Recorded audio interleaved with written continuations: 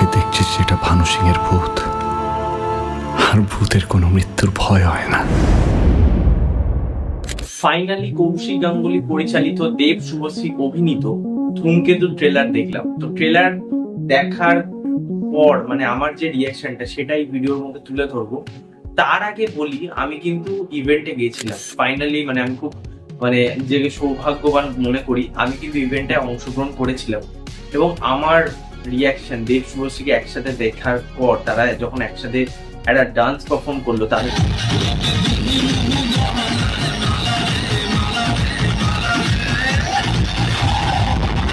মধ্যে যখন কথোপকথন হচ্ছিল, আমি না একদম ছোটবেলায় ভেসে গেছিলাম। আমি আবেগপূর্ণ ভাবে দেখছি তাদেরকে, এবং এতটা ইমোশনাল লাগছে এবং এতটা নস্টালজিক ফিল করছি, এবং নিজেকে খুব ভাগ্যবান ফিল করছি যে ওই মুহূর্তটা আমি এনজয় করতে পেরেছি। দেব শুভশ্রীকে একসাথে দেখা অনেকদিন আমি কোনোদিন ভাবিনি যে তাদেরকে দেখবো, এবং আমার কোথাও কি মনে ছিল এটা স্বপ্ন নয়তো।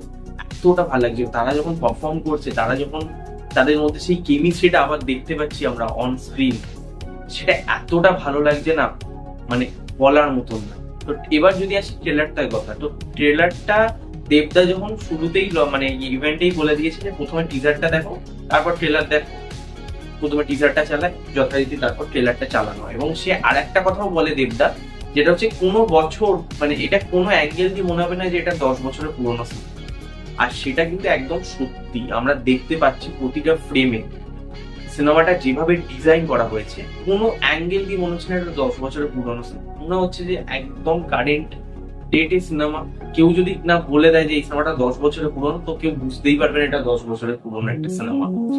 এতটা সুন্দর, এতটা ভালোভাবে ট্রেলারটাকে কেটেছে। এবং যদি বলি ট্রেলারের পজিটিভ দিক সবচেয়ে বেশি আমার লেগেছে, সেটা হচ্ছে দেবদা এবং শুভশ্রী, সেটা তো রয়েছেই।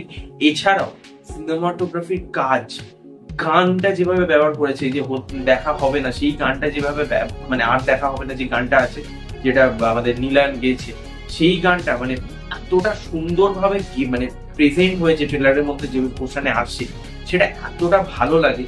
এবং এই যে দেব শুভশ্রীর কেমিস্ট্রি, সেটা দেখার জন্য গল্পটা ভাবো তো গল্পটা কি লেভেলে হতে চলেছে, যেখানে রুদ্রনীল শক হয়ে যাচ্ছে দেবদাকে দেখে, এবং দেবদা তারপর বলছে আমি ভূতকে তো মারা যায় না। ওই যে দেবদা একটা ছদ্মবেশ ঘুরে বেড়াচ্ছে, সেটা কেন বেড়াচ্ছে সেটা কিন্তু আমরা এখনো বুঝতে পারছি না। ট্রেলারে কিন্তু সেটাও হাইড করা হয়েছে, সেটা সিনেমার মধ্যেই তুলে রাখা হয়েছে, সেটা সিনেমা দেখলেই আপনারা বুঝতে পারবেন।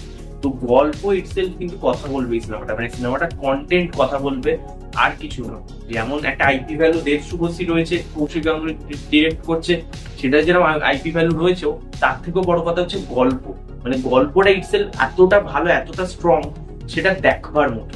এবং আমি যদি এই সিনেমার ট্রেলারে ভিজিএমের কাজগুলো বলি, সেটা এতটা সুন্দর এবং এতটা প্রমিনেন্ট, সেটা যেভাবে ইউজ করা হয়েছে, যেভাবে সিনগুলোর সাথে যাচ্ছে, সেটা খুব ভালো। আর ভাই, এটা কোনো আর্ট ফিল্ম না, এটা কোনো সেমি কমার্শিয়াল ছবি না, এটা আউট অ্যান্ড আউট কমার্শিয়াল ছবি।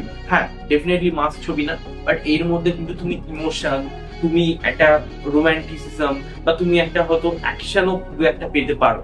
ঠিক আছে, তো এই সিনেমাটা কমপ্লিটলি একটা কমার্শিয়াল সিনেমার প্যাকেজ। হ্যাঁ, কমেডি ডেফিনেটলি এক্সপেক্ট করো না যে কমেডি হাসবে বিশাল, হালকা ফুলকা হয়তো হাসি পাবে, বাট অত পাবে না। বাট এই সিনেমাটা কিন্তু একটা ভালো রকম, শুধুমাত্র একটা জনরার উপর বেস করে রয়েছে তা নয়, প্রতিটা এলিমেন্ট নিয়ে কিন্তু এই সিনেমাটা খেলেছে, সেটা ট্রেলারে দেখে বোঝা যাচ্ছে। এবার সিনেমাটা আসলে আমরা আরো সেই জিনিসটা ক্লিয়ার হবে। এবং ভাই, যেটা বললাম, এই সিনেমাটার যে বাস্তবটা বাস্তবের রিয়েলিটিটা, সেটা আজকের দিনেও রেলিভেন্ট, সেটা কিন্তু এই ট্রেলার দেখে বোঝা যাচ্ছে। কিছু পলিটিক্যাল ইস্যু বা কিছু এরকম ঘটনা ঘটেছে, যেটা কিন্তু আজকের দিনে দাঁড়িয়ে আমার মনে হয় আজকের ডেটের সাথেও সেটা যায়। সেটা ট্রেলারে দেখে যা মনে হলো, সেটা যা ইঙ্গিত আমরা পেলাম, গল্প ভাই কথা বলবে। আর একটা জিনিস আমার যেটা বলতেই হবে ট্রেলারের মধ্যে, সেটা হচ্ছে এই সিনেমার ট্রেলারের যে স্কেল, এই প্রতিটা ফ্রেমে কিন্তু বোঝা যাচ্ছে ভাই এটা বাজেট একটা ভালো রকম রয়েছে। এটা কিন্তু কোনো ছোটখাটো সিনেমা নয়, বা এটা টেক্কা বা এটা কাছের মানুষ কিন্তু নয়। এই সিনেমাটার পিছনে কিন্তু একটা বড় অঙ্কের টাকা নিয়োগ করা হয়েছে, সেটা প্রতিটা ফ্রেমে দেখা বোঝা যাচ্ছে। স্পেশালি একটা সিন রয়েছে যেখানে দেব আর শুভশ্রী দুজনে মিলে জানলার বাইরে দেখছে আর কি তুষারপাত হচ্ছে, সেই সিনটা এতটা সুন্দরভাবে ডিজাইন করা হয়েছে। এবং ভাই, দেবদা শুভশ্রীকে যা মিষ্টি দেখতে লাগছে না, বলার মতো।